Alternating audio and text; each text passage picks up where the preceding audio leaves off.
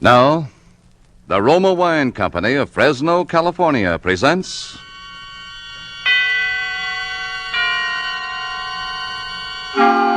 Suspense.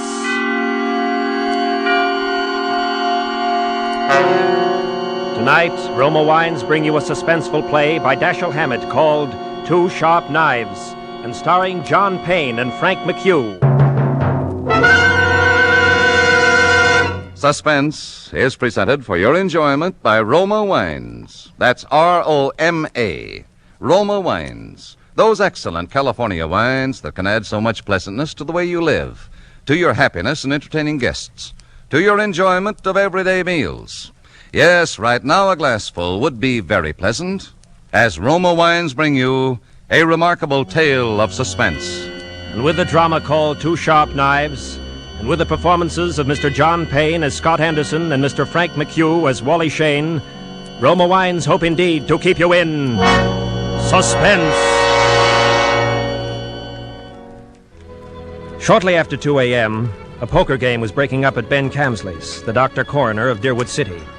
Scott Anderson, Deerwood's efficient chief of police, and Wally Shane, his easygoing assistant, were just about to leave. Oh, talk about thieves. Our own chief of police committed nothing less than larceny the way he won that last pot. Yeah. And having won it, I noticed he's losing no time in making off with the swag. Shucks, why don't you boys just break down and admit you don't know how to play like old Professor Scott here? What? You couldn't win a poker hand if it was on a punch board. It's a good thing he's chief of police. Come on, Wally, let's get out of here before these amateurs break my heart.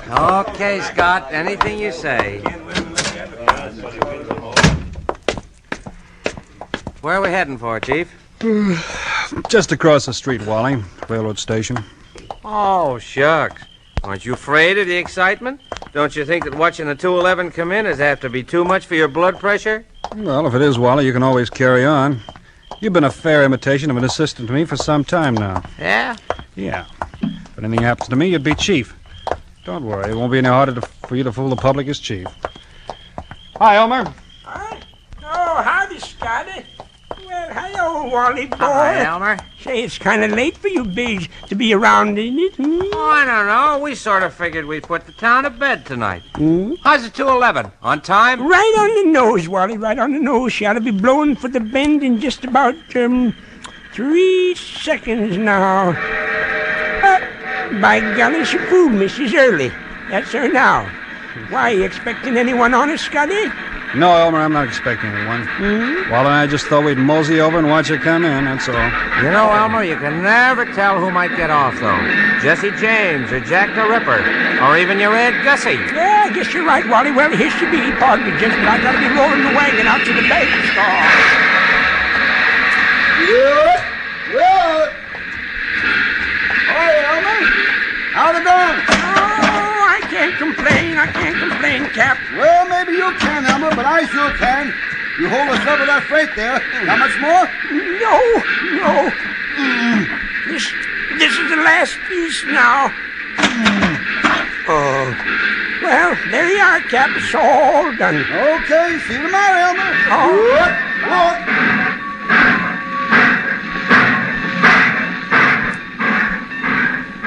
Hey, Scott, you see what I see? If you mean, do I see the man who just got off that train, the answer's yes.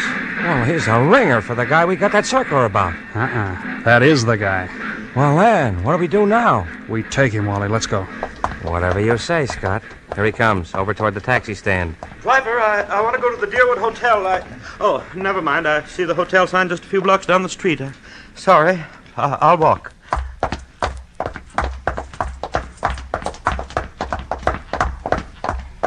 Hello, Furman. Oh, I don't believe I... You're Lester Furman, aren't you? Yes, I am. Philadelphia? Yes. I'm Scott Anderson, chief of police here in Deerwood. What's happened to her? Happened to who? Oh, no, you don't. If you think you can pull that sort of stuff with me, you're very much mistaken. Look. Okay, take Scott. It. You silly... Let me get a crack at that mug. Wait a minute, gentlemen. Hold it, Wally. Hold it up. Well, Furman. I'm sorry for a moment there. I thought that you weren't really a policeman. Thanks. Guess I look almost human in civvies. Until I saw the other gentleman's uniform, I thought you were a hold-up man, Mr. Scott. Then never mind the thanks. It was silly of me. I'm sorry. Well, let's get going before anything else happens. Are you taking me to police headquarters? Mm-hmm. What for? Philadelphia. I don't think I understand you. You understand you're wanted in Philadelphia, don't you? I'm wanted in Philadelphia? Yeah. Got a cigarette? Huh? Oh, yes, of course. Here you are. What am I wanted for? Murder.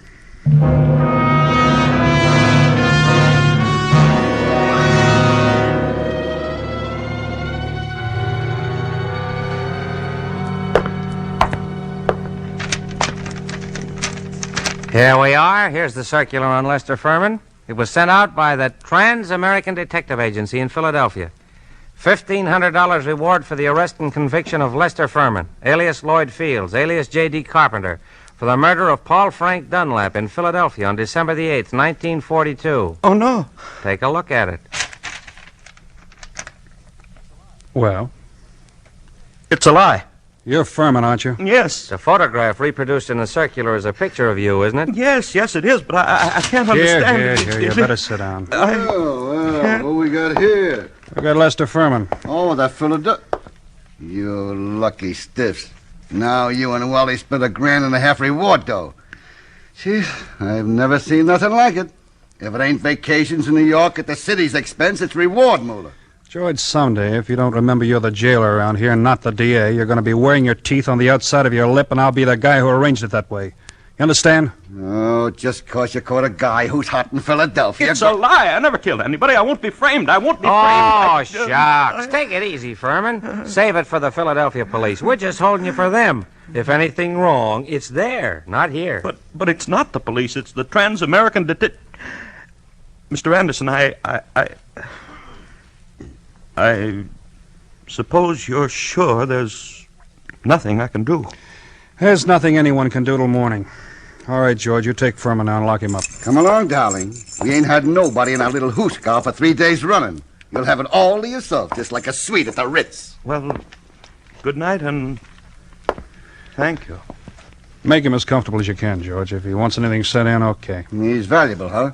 Now, if some bum didn't mean a nickel to you, maybe I ought to take a pillar off my own bed for him. And nuts. He's just like the rest of them to me. Shut up! Perhaps you forgot my remark about your teeth a while back, George. Any day now I'm going to forget your uncle's county chairman and throw you back in the gutter just to see how high you'll bounce. Remember that. Do all the talking you want, but do what I tell you.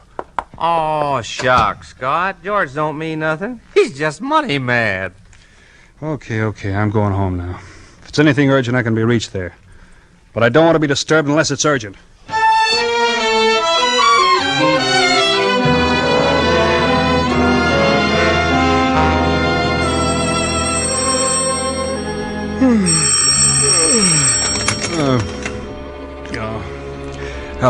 Hello? Scott, this is Wally.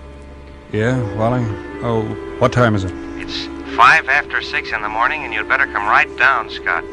That fellow Furman's hung himself. What? Hung himself? Yep, by his belt from a window bar. Deader than a mackerel. I'll be right in, Wally. Phone Ben Camsley, tell him I'll pick him up on the way down. Oh, shucks. No doctor's going to do Furman any good now. Well, it won't hurt to have him looked at. You better phone the county court at Douglasville, too, and file a routine report. Already did that. And what's more, hold on to your seat. The DA's on the way over. In person. The DA? I'll be there before you hang up.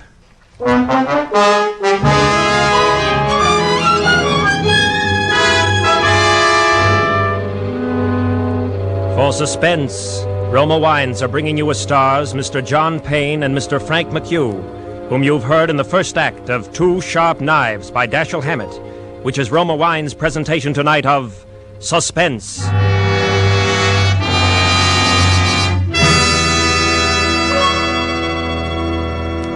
Between the acts of Suspense, this is Truman Bradley for Roma Wines. Elsa Maxwell, famed hostess, makes this suggestion for added mealtime enjoyment. It's smart, yet simple, to dress up ordinary meals. For a festive note, spread your table with a brightly colored cloth, a centerpiece heaped with fresh fruits and nuts, a basket of crispy brown hot rolls, and at each plate a glistening glassful of golden Roma Sauterne, well chilled. A most welcome suggestion from Miss Maxwell. And as you enjoy Roma California Sauterne, you'll be delighted with the flavorful delicacy of this truly distinguished table wine. Like all Roma wines, Roma Sauterne is always unvaryingly good, the goodness of selected grapes, picked at the peak of perfection in sunny California's choicest vineyards, carefully pressed, the rich natural juices guided to perfection, unhurriedly, by the ancient wine skill of Roma's famed wineries. Good Roma wines never vary, are always enjoyable, yet cost only pennies a glass. Remember, because of uniformly fine quality at reasonable cost, more Americans enjoy Roma than any other wine. R-O-M-A, Roma wine. And now, Roma Wines bring back to our soundstage John Payne as Scott Anderson, Deerwood City Chief of Police, and Frank McHugh as Assistant Chief Wally Shane in Two Sharp Knives, a play well calculated to keep you in suspense.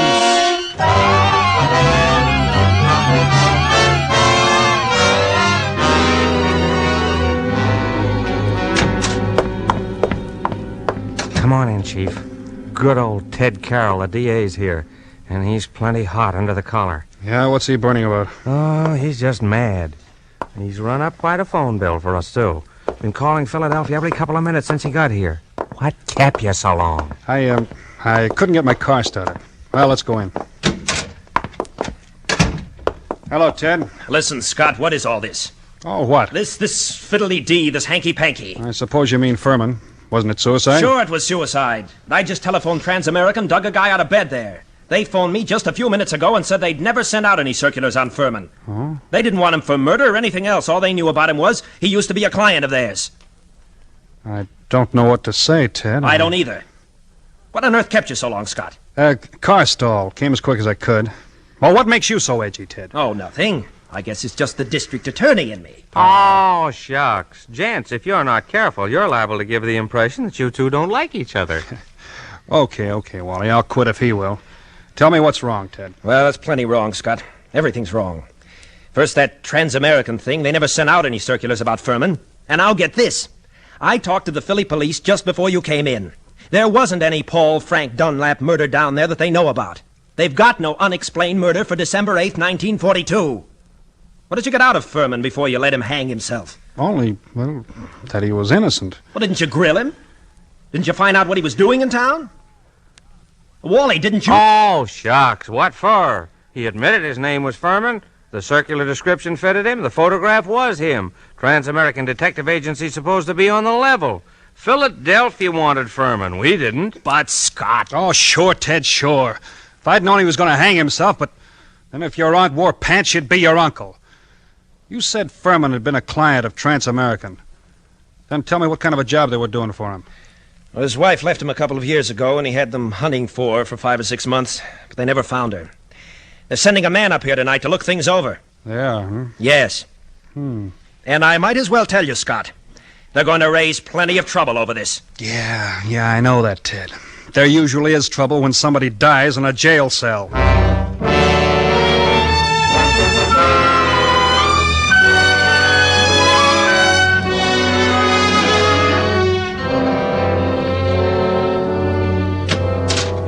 Chief Anderson?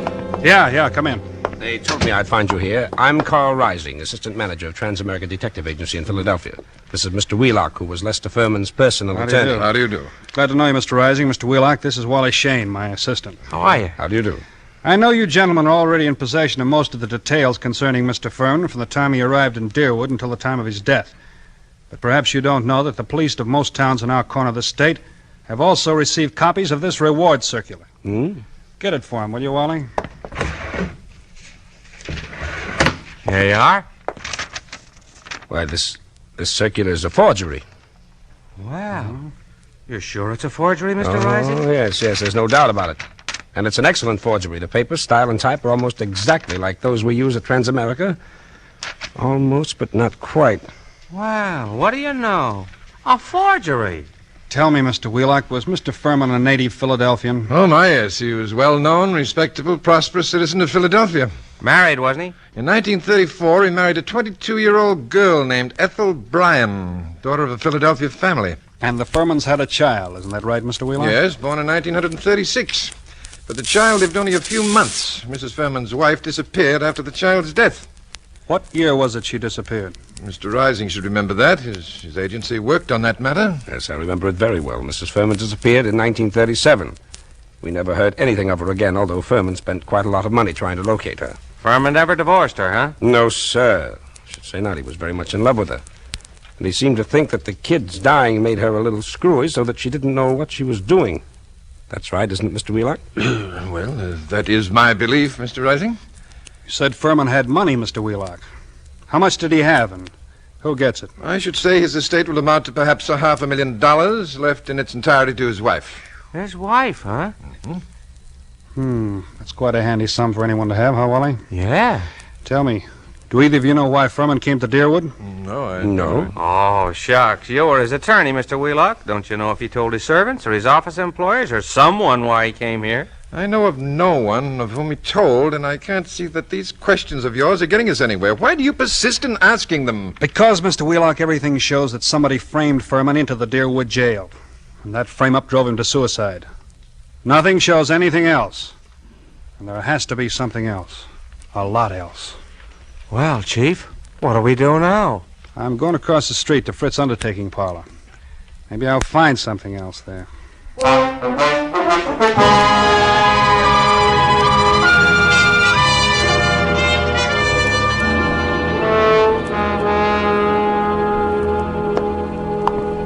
You find anything at the undertaking parlor, Scott? Nah, not much. Well, I was over there myself just after you left, and I did. You did? What? Well, I saw these.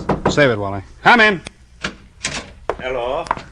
Am I butting into anything here? Oh, shucks, no. You know the coroner's report is always welcome at a time like this, Doc? What's on your mind, Doc? Well, is it all right to talk here? I mean, can anyone hear us? No, go ahead, talk. Listen, Scott, 2 of those bruises showed. What bruises? Furman, up under the hair, there were 2 bruises. Why didn't you tell me? I am telling you, Scott. You weren't here when I made my examination. You were off chasing some stick-up hoodlums. This is the first time I've seen you since then. But why didn't you spill the stuff about Furman's bruises when you were testifying at the inquest, Ben? I'm a friend of yours. Do I want to put you in a spot where people say you drove this fellow to suicide by third-degreeing him too rough? Oh, shucks, Doc. You're nuts. How bad was Furman's head? Well, that didn't kill him, if that's what you mean. There's nothing the matter with his skull, just a couple of bruises that nobody would notice unless they parted the hair. It killed him just the same. You and your friendship that... Hello. Yeah, Fritz. A couple of ladies? Who are they? Oh, okay, I'll wait. I've got to run along now, Scott. Okay, I'll see you later. Right. It's Fritz at the undertaking parlor. A couple of ladies want to see Furman's body. He's going to ask why. That's what I was going to tell you, Scott. When I was over there, I saw... Hello. Oh, are you one of the ladies who wants to see... You're Furman's wife. Mrs. Furman, Oh, then by all means, Miss Furman. Only, when you're through over there, I want you to come over to my office. I've got some things I want to ask you. Right. Well, what do you know about that? Furman's wife. That's what I've been trying to tell you. I saw him. And one of them's Hotshot Randall, a babe with a record as long as your arm. She's one of that mob you had me working on in New York last summer. She know you? Sure, but not by my right name. She thinks I'm a Detroit rum runner. No, I mean, does she recognize you just now? I don't think she saw me. Anyway, she didn't give me a tumble. Okay, Wally, stick around a while, but stay out of sight. Maybe I'll be bringing these dolls back with me. Whatever you say, Chief.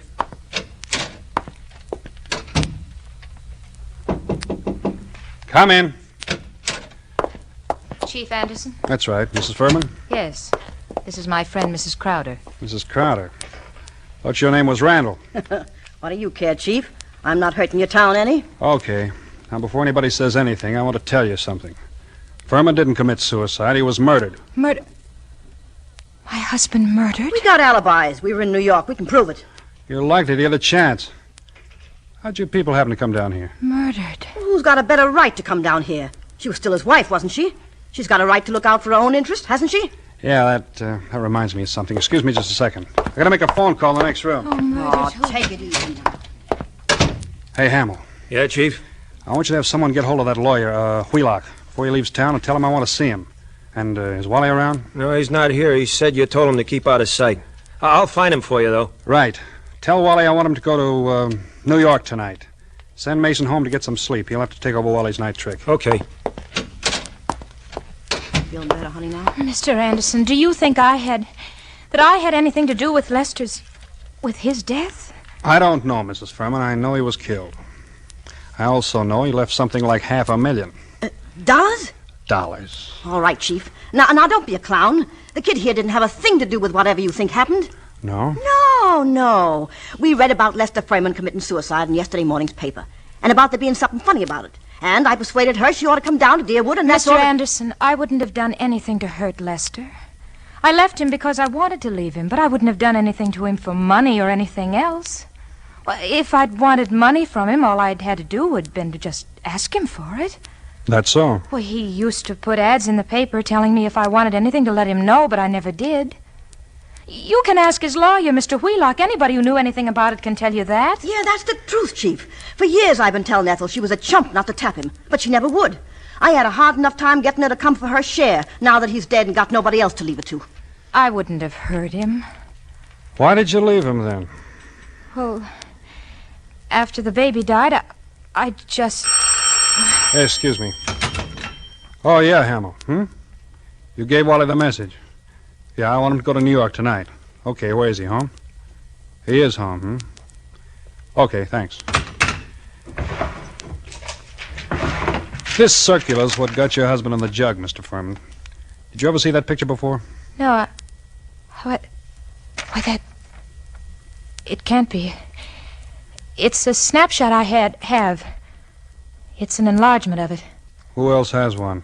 No, nobody that I know of. I don't think anybody else could have one. Have you still got yours? Yes, I don't remember whether I've seen it recently. It's with some old papers and things, but I must have it. Oh, Mrs. Furman, it's stuff like this that's got to be checked up. Neither one of us can dodge it. Now, there's two ways we can play. Yes. I can hold you here on suspicion till I've had time to check things up, or I can send one of my men back to New York with you for the checkup. I'm willing to do that if you'll speed things up by helping him all you can. And if you'll promise me you won't try any tricks. I promise. I'm as anxious as you are to track this down. All right. How'd you come down? We drove. That's my car, the big green one across the street. Fine. Then my man can ride back with you. But no funny business. Funny shumminy. What do you expect, her? Huh? Oh, send him in. Hello, Mr. Wheelock. Is this really Mrs. Furman? Yes, that's really her, all right. Fine. How do you do? You wait here, Wheelock. I'll be back in a little while. Come on, girls. Where are we going? We're going to solve a murder, sister.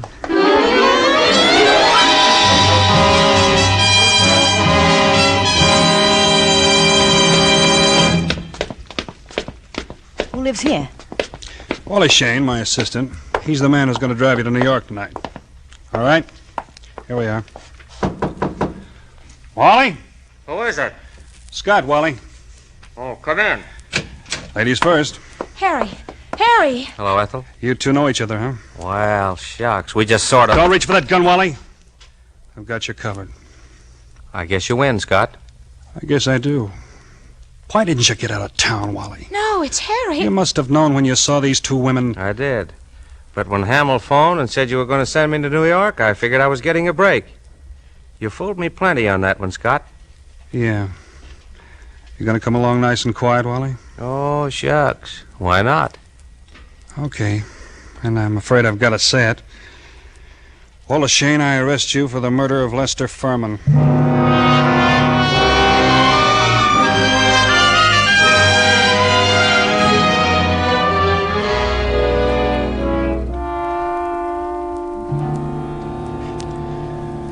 You, comfortable in here, Wally? Can't complain. For a cell. Say, Scott. You didn't just stumble on all this, did you? Nope. Furman had to be murdered by a copper. Only a copper would know reward circulars well enough to make a good job of forging one. Only a copper, one of my coppers, would be able to walk into Furman's cell, bang him across the head, and string him up. When you told me you knew the Randall woman, well, there it was. What got you like this, Wally? Oh, shucks.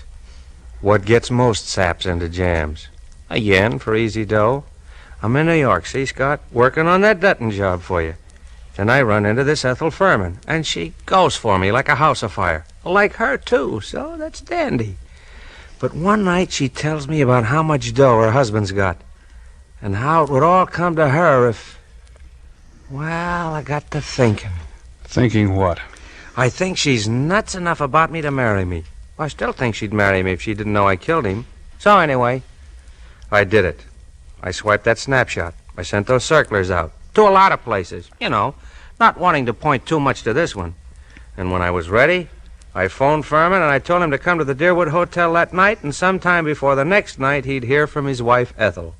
I knew he'd fall for any trap that was baited with her. Oh, shucks. I guess I'm not as sharp as I thought I was. Maybe you are, Wally, but that doesn't always help. Old man Camsley's, Ben's father, used to have a saying, to a sharp knife comes a tough steak. I'm sorry you did it, Wally. I always liked you.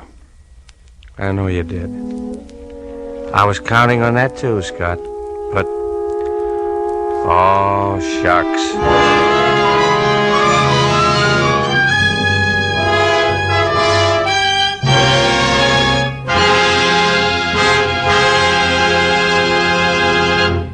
And so closes Two Sharp Knives, in which Roma Wines have brought you John Payne and Frank McHugh as stars of tonight's study in Suspense. Suspense is produced, edited, and directed by William Spear.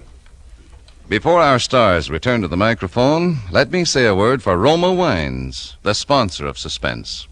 Elsa Maxwell, noted authority on smart entertaining, has this suggestion. When the thermometer rises, it's time for cooling, refreshing drinks. Enjoy the taste thrill of frosty cold, thirst-quenching Roma refreshers. A Roma Sherry Cobbler is a gay and colorful drink, simple to prepare with distinguished Roma California sherry. Miss Maxwell has an excellent idea there. And America's smartest drink, the Roma Sherry Cobbler, takes but a jiffy to prepare. Here is how. In a tall glass, dissolve 1/2 teaspoonful sugar in 2 tablespoons lemon juice. Half fill the glass with delicious Roma sherry. Add ice to fill, stir well, and you have the most delightful summer refresher you've ever tasted. You know, June is the month of weddings and anniversaries, and a most distinguished way to honor this year's and yesteryear's June bride is by serving delicious Roma California champagne. Its delightful pale gold color, distinctive dryness, tell you that here is a truly fine champagne. Roma champagne. No better way to say happy days ahead than with Roma champagne. This is John Payne. I'm sure I speak for Mr. McHugh, too, in saying how delighted we have been to be invited to appear on Suspense. Before Mr. McHugh brings you a message from our government, I would like to pass along to you the billboard for next Thursday's half hour of Suspense. It will star that polished and sinister actor, Clifton Webb, in a radio play based on John Dixon Carr's novel, The Burning Court. Okay, Frank, take over. The Battle of the Pacific has moved into high gear. Our fighting men are doing more than their share in this big second half of our fight for victory.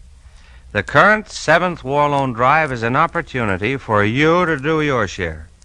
The money you invest in war bonds now will increase in value. Will be your ready cash for tomorrow. Buy those extra war bonds today.